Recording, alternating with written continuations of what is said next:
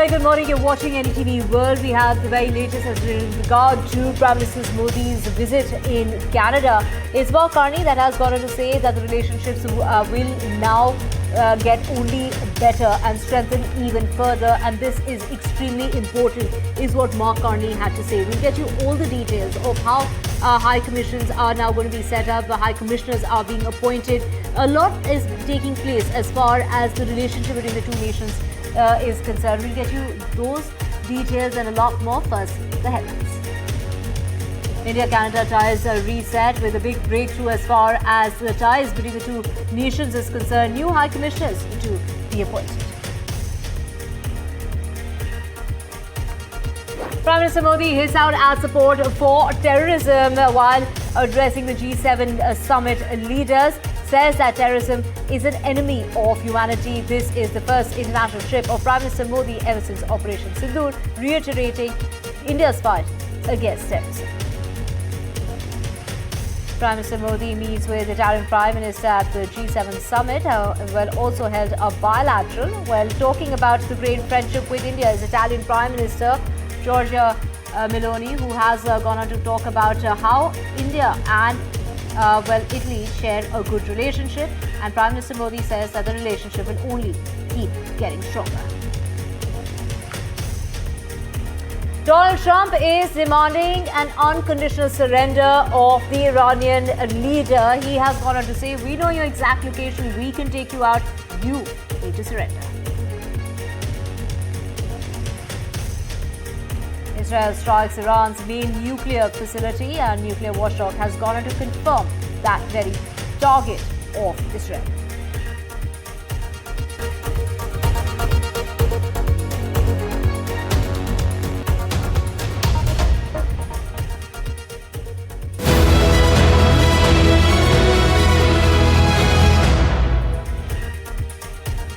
Let's get to your top story. A very good morning. Let's begin with Prime Minister Modi's message to G7 leaders. The Prime Minister hitting out at support for terrorism, talking about how terrorism is an enemy of humanity and no country should support terrorism.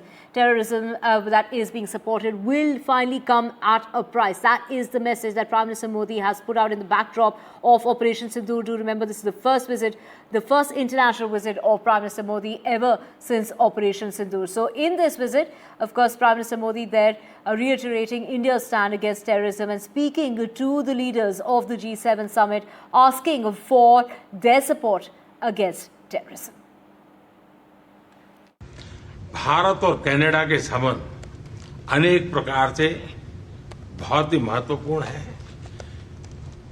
Canada की अनेक कंपनियों का भारत में निवेश है। भारत के लोगों का भी कनाडा की धरती पर बहुत बड़ा निवेश है।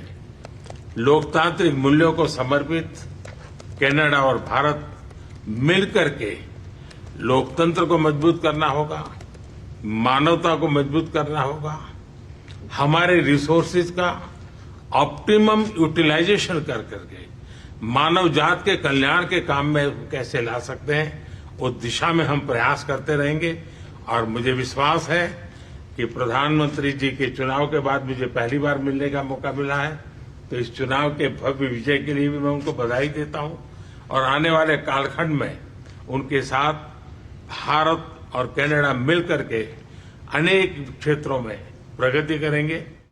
We have mutual interests in security, border security, and military security, and in commercial prosperity, and we have a variety of paths of those discussions. The Government of Canada is going to agree only to those things that are fundamentally in the interest of Canada. In many cases, there's alignment with the United States, but not all, and the discussions are continuing. They're productive discussions, but they have more to go. And as I say, they'll take all the time that's necessary, but no more.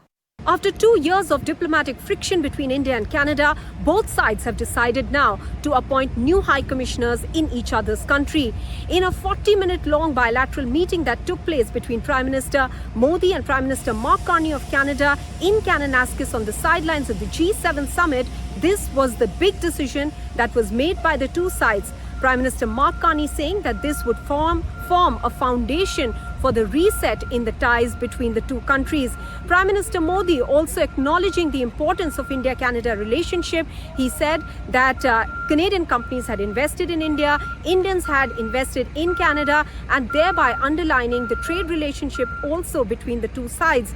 Both sides underlined democracy and democratic values as a basis of dealing with each other, as well as rules-based order. They spoke about issues like energy security, artificial intelligence and energy, apart from other bilateral issues that both sides believe would help restore a normalcy in their relationship. In Kananaskis, this is Maha Siddiqui for NDTV.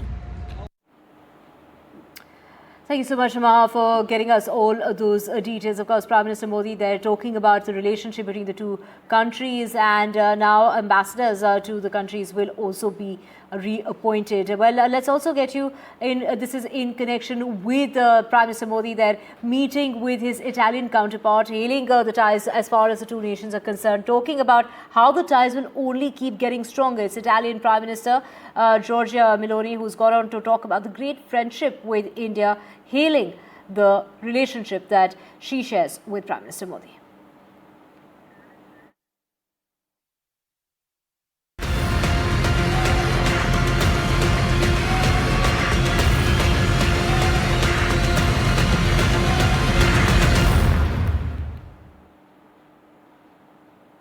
Let's get you the latest when it comes to the situation between Iran and Israel. Now, it is Donald Trump who's gone on to say that the Supreme Leader of Iran needs to surrender. He's gone on to say that the United States can assassinate him but is refraining from doing so. The only reason they're choosing not to do this is in order to avoid any kind of retaliation against American civilians and troops. He's also demanded that unconditional surrender, saying that we exactly know where you're hiding. We know you're hider, and that our patience is wearing thin, and that we can take you out, but at least for now, we're not choosing to do this. We don't want any kind of missiles, being shot at civilians or at American soldiers, is what Donald Trump has got on to say. And in order to know more on this, we have Zevika Klein, Editor-in-Chief of the Jerusalem Post, joining us. Thank you so much for speaking with us here on the broadcast. My first question to you is, has it come as a surprise as far as Trump's actions are concerned? Did Trump's actions come as a surprise to you?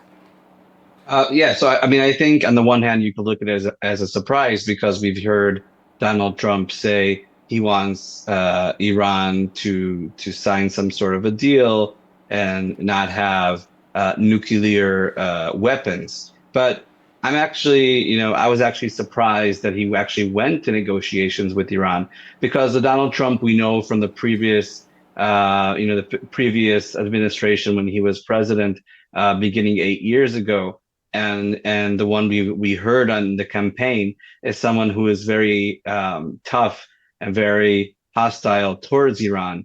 As a president, he made sure there'd be very substantial sanctions, something that was very different than the Obama period. So, I think the fact that Trump is now speaking this type of rhetoric is something that many of us would have expected him to do before, and now he's, in a way, coming home. Well, also, has the theatre of war changed in your opinion? I think what's changed is the fact that Iran, definitely at the beginning Friday, sending hundreds of missiles, ballistic missiles at once, is something that at the end of the day, Israel, with all of our technological advanced, defense systems, we can't make sure that every single missile will be shot down before it gets to our territory or above our territory. It's very different when there's one missile from Yemen, and then we have the ability to shoot it down even before it gets into Israel airspace. But when you're talking about ballistic missiles, in this amount, there's, according to what the IDF said today, there's a ratio of somewhere between 10 and 15% where these missiles will not be shot down, and therefore Israelis have to, be in shelters and in safe rooms. But unfortunately, not everyone has that access. Elderly or people with difficulties to get to these shelters. And most of the people who were killed because they were not in these safe rooms. Right. Thank you so much, Mr. Klein, for joining us on the broadcast early this morning. And let's just also get you the latest when it comes to the action that the United States is taking in order to bolster forces in the Middle East. Now, the United States has deployed F-16s, F-22s and F-35 jets. This is a move that's been described as strictly defensive. The action that's been taken, the U.S. is extending its deployment of fighter aircraft warships that may join the Eastern Mediterranean operations. Pentagon has gone on to say the goal is to protect forces, and Trump has given the military options amid this escalation. The United States already so far has 40,000 troops in the region, and Iran is claiming the nuclear program is only peaceful. This is something that Iran has gone on to claim from the very start. Let's get you more details in this regard. Well, right now we're in a state of pretty much complete uncertainty as to the direction that the president is going to decide to go. He's got this meeting going on today with his top national security aides, at which people expect that there will be a decision made to go in one of two ways. One would be the diplomatic way, but Trump has already signaled on his way back from Canada last night that he thinks the time for diplomacy is done. So that really leaves us with the second option, which is to kind of go all in and assist Israel in its attacks on Iran. Obviously, the main site that the Israelis want help with is the Fordo nuclear enrichment plant, which is built into a mountain in which the Israelis themselves can't get to because it would require a massive 30,000-pound bomb that only a B-2 bomber that the U.S. has can deliver. And to know more on this, we have U.S. journalist joining us from Chicago, Richard Benkin. Thank you so much for speaking with us. It's late for you in the United States. It's early morning for us here. Take us through what is, the United States there increasing its fleet, increasing its boots on the ground, so to speak. We already are talking about 40,000. These are 40,000 troops of the United States that are already in the region. But now we are seeing that Donald Trump is asking for that number to go up, and also as far as, the deployment of fighter aircrafts is concerned as well. Sorry, I lost the sound on the last bit you said. Right, sir, if you could hear me, we're talking about, the United States deploying F-16s, F-22s, F-35 jets, and this is a move that's being described as strictly defensive. But what do you make of the United States wanting to increase its boots on the ground? Well, I think we're really not sure what the United States is going to do at this point. President Trump has a strong part of his base that would be totally opposed to any sort of offensive operations by the United States in this.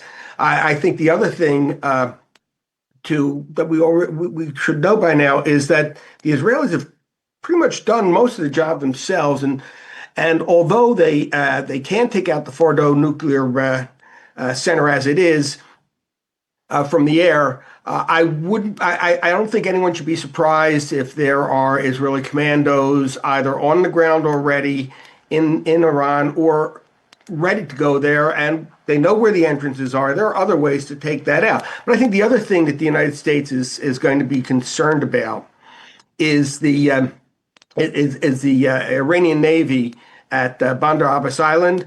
Iran has threatened to mine the Straits of Hormuz, which would choke off a lot of oil to parts of the West.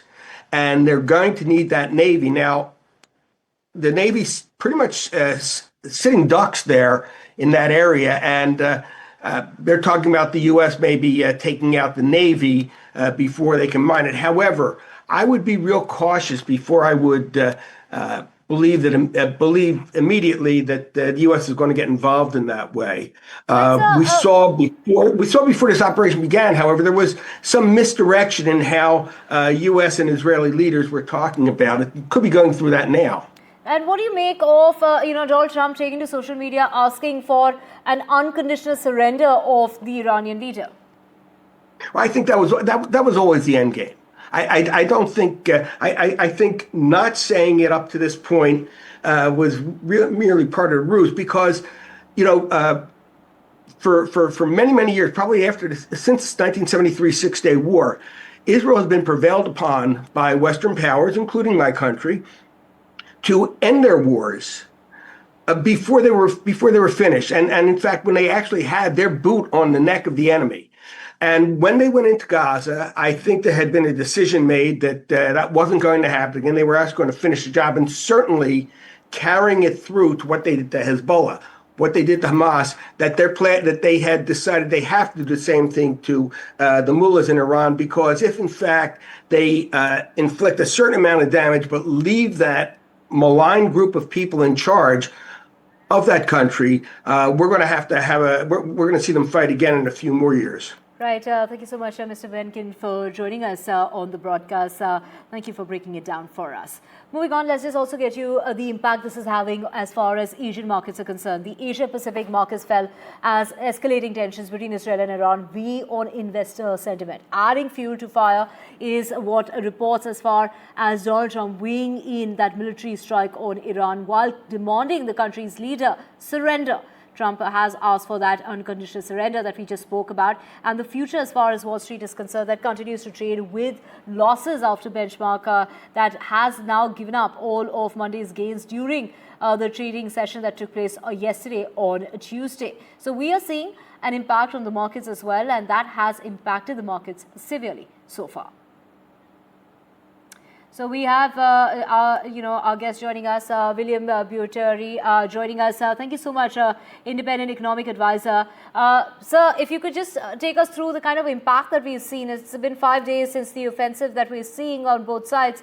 224 people that Iran is claiming to have been killed on its side, and Israel, they're talking about at least 24 people who have been killed. But the impact, the bloodbath, is being seen as far as the markets are concerned as well. Take us through it. Well, the economic impact globally of the war of the last 5 days is actually remarkably modest. We've seen some increase in the price of oil, but very modest. Brent is still only about $76.50 a barrel. And we haven't seen outside Israel and Iran itself, which are of course very severely impacted, we haven't seen any major interruptions of trade flows or of production. Now, it is possible that if the US does move not just on the defense of Israel, but aggressively on the attack against Iran, that there could be further disruption of global oil markets. But again, I don't think that is particularly likely, because even if the US were to knock out the nuclear installations at Fordo, Iran doesn't really have the facility to, in any lasting way, block the Strait of Hormuz. Right, of course, it's really come to the heels of prices going up, whether it's crude oil prices or the price of gold. Thank you so much for speaking with us here on NDTV. Moving on now to breaking news coming in. And this is in regard to the US President Donald Trump, who will be meeting with Pakistan's army chief. That is the latest that we have for you at this point in time, that Donald Trump will be hosting Asim Munir for lunch. Now, this is a meeting, this is after the denial of the official invite. Donald Trump has given time to the Pakistani army chief. This is the United States honoring Pakistan's army chief with a lunch invite. This is the United States and the leader of the United States, Donald Trump, who will be hosting the Pakistan's army chief, and this is going to be taking place in the United States after all kind of denials that were being initially made in regard to the invite. Welcome back. Let's get you the very latest, and this is in regard to the EU ban. We are talking about the ban that EU is now going to be imposing in regard to the latest that we have for you at this point in time. This is the EU readying itself to ban on Russian gas imports, and this is going to be taking place by 2028. So the EU proposing that legal ban on Russian gas imports, Russian LNG. This is going to be phased out, and that's going to be in a phased-out manner over the next 2 years by 2027. Long-term contracts face a deadline of January of 2028. So these, of course, also includes other countries, including Hungary and Slovakia, granted more time to comply. The energy shift marks a final break with Moscow, and the EU there targeting short-term deals first and then the full exit.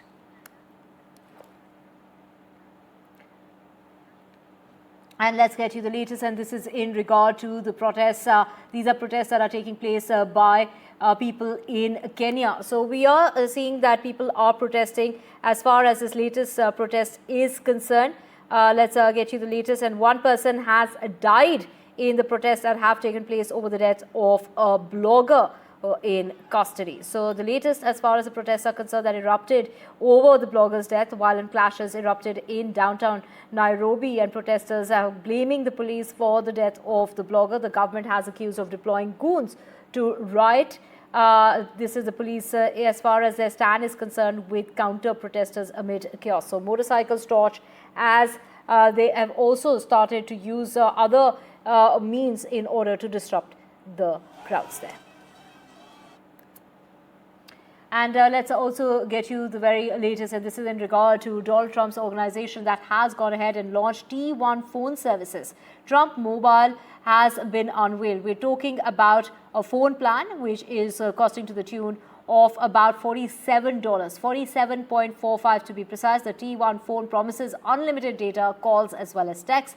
Aaron Trump says that the service will be American-made, and the plan coincides with Trump's anniversary in politics. So the $499 Trump phone to be built in the United States, no contract or credit check is required, and Trump is targeting Apple with its Made in America push. The service aims to disrupt the mobile phone industry at the moment. So the data plan, the phone plan is going to come under $50, and the phone could cost up to $500.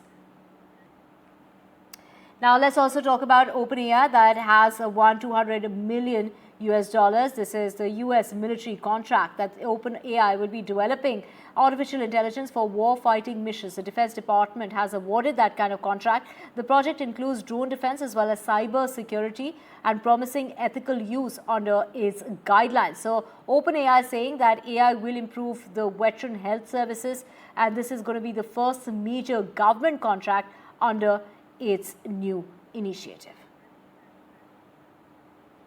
And let's get you the latest, and we're talking about Alfred Brendel, who has died at the age of 94. This is the world's renowned piano player who died in London.